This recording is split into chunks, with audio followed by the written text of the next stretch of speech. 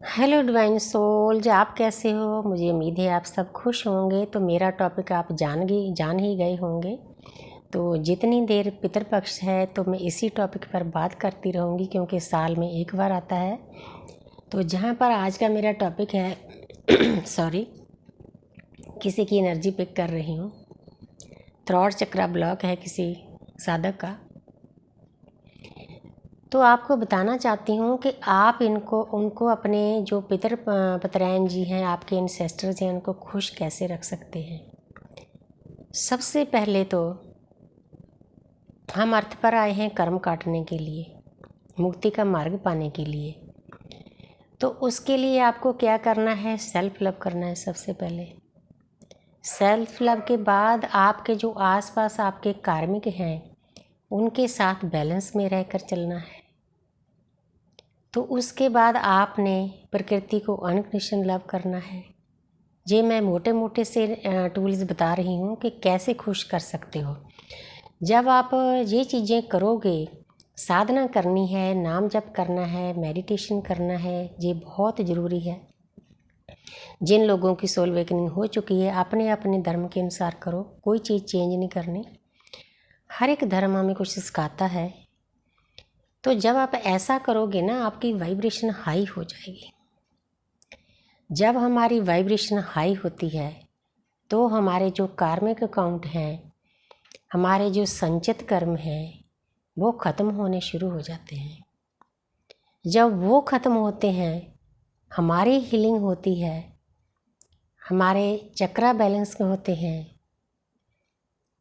Negative energy उनसे बाहर जाती है, तो साथ साथ में हमारे एंसेस्टर्स भी हील होते हैं।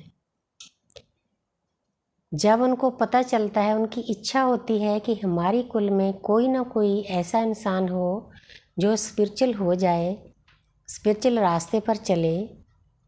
उसका यही कारण होता है कि जो पैटर्न हमारे डीएनए में हजारों जन्मों से आ रहा है, उसको तोड़ने के लिए किसी न किसी पर्सन को हर एक फैमिली में स्पिरिचुअल होना पड़ता है। वो कैसे होता है? वो हमारे एंसेस्टर के आशीर्वाद से होता है। उनका आशीर्वाद कब मिलता है? जो मैंने चीज़ें पहले बताई है, अगर आप उन पर चलोगे तो हमेशा उनका आशीर्वाद आपको मिलता रहेगा और वो अंदर से बहुत खुश होंगे। उनकी भी हीलिंग होगी, क्योंकि 5 तत्वों का शरीर है। हर एक इंसान गलतियां करता है, हमने भी की है, आगे वाले भी करेंगे। जो जो कुछ हमारे एंसेस्टर्स करते आए हैं पास्ट लाइफ में, कोई उनके अंदर गिल्ट रह गया, कोई फियर रह गया, कोई ट्रॉमा रह गया, किसी के साथ उन्होंने बुरा किया है, किसी ने उनके साथ बुरा कर दिया।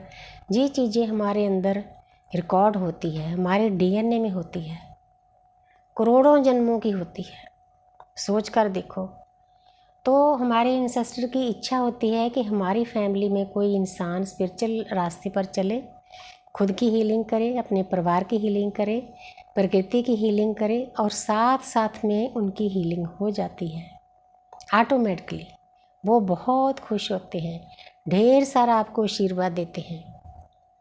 सोच कर देखो, आप साधना के रास्ते पर चलकर कितना बड़ा काम कर रहे हो।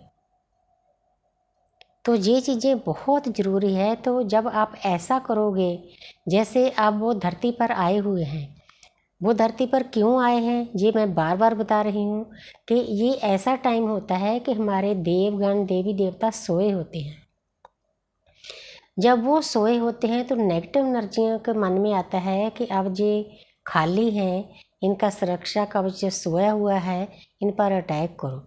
उनको बचाने के लिए 15-16 दिनों के लिए हमारे एंसेस्टर्स अर्थ पर आते हैं, हमारे आसपास एक घेरा बनाते हैं। तो सोच कर देखो, वो अपनी ड्यूटी यहाँ से जाकर भी निभा रहे हैं, तो हमारा भी उनके लिए कोई फ़र्ज बनता है ना, उनकी हीलिंग के लिए। तो आपने ये करना है। तो मुझे उम्मीद है कि सिंपल लफ्ज़ में आपको पता चल गया होगा कि आपने क्या करना है। Thank you ji.